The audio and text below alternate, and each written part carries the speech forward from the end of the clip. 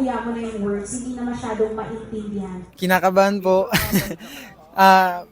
Pero in-enjoy ko naman po ng sobra. 3 stars.